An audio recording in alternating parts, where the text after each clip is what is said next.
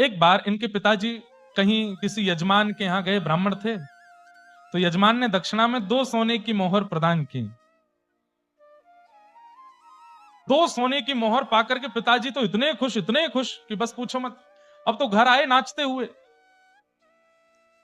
पत्नी ने पूछा, आज इतने प्रसन्न क्यों हो? अरे देवी देखो, 2 सोने की मोहर मिली हमको, अब 6 महीने की तो सब व्यवस्था हो गई, खूब राशन आ जाएगा, खूब बढ़िया, खूब पेट पूजा चलेगी, और ये भी अब ये भी इसको भी खिलाना होता है, ये भी प्रेम से रहेगा, खूब प्रेम से पवाएंगे और कोई दिक्कत नहीं है। 2 सोने की मोहर, 6 महीने तो अब कोई दिक्कत नहीं है, और 6 महीने में कोई ना कोई यजमान मिल ही जाएगा, थोड़े और पैसे दे देगा, धीरे धीरे बढ़ जाएंगे सब।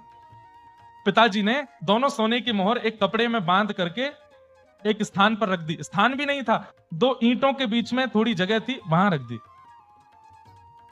रात्रि में सोए, अब बार बार उठ के जाके देखें सोने की मोहर रखी है ना, बोले हाँ रखी। फिर सो जाए, फिर उठे, अरे वाह रखी है ना, बोले हाँ रखी।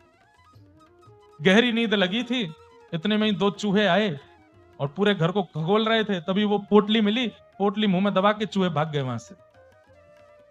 सुबह उठ करके ना कोई हाथ दर्शन किया, ना कोई सूर्य प्रणाम किया, कुछ नहीं, सीधे जाके पोटली ढूंढी 2 सोने की मोहर की। जैसी देखी तो नहीं मिली। अब तो रोने लगे, पत्नी को बुलाया, कहां गई दोनों सोने की मोहर? पत्नी ने कहा मुझे नहीं पता, यहीं रखी थी। पूरे घर में ढूंढा लेकिन कहीं नहीं मिला। सूरदास जी तो क्या ही पूछें, ये तो देख ही नहीं सकते, ये कहां लेके जाएगा। इतना रोवे कि बस परेशान बैठे हैं, सिर पर हाथ धर के सुबह से बैठे, अब क्या होगा हमारा, अब तो सब सर्वनाश हो गया। अरे हमें तो लगता है यही मनहूस है, जब से जन्म लिया है तब से हमारे घर की गतिविधि और खराब हो गई। 2 सोने की मोहर कल आई है, 24 घंटे नहीं उससे पहले चली गई।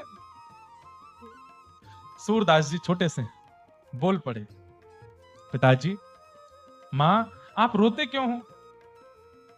अरे तुझे कुछ करना थोड़ी पड़ता है, बना बनाया भोजन मिलता है, खाने पीने को सब सामग्री मिल जाती है,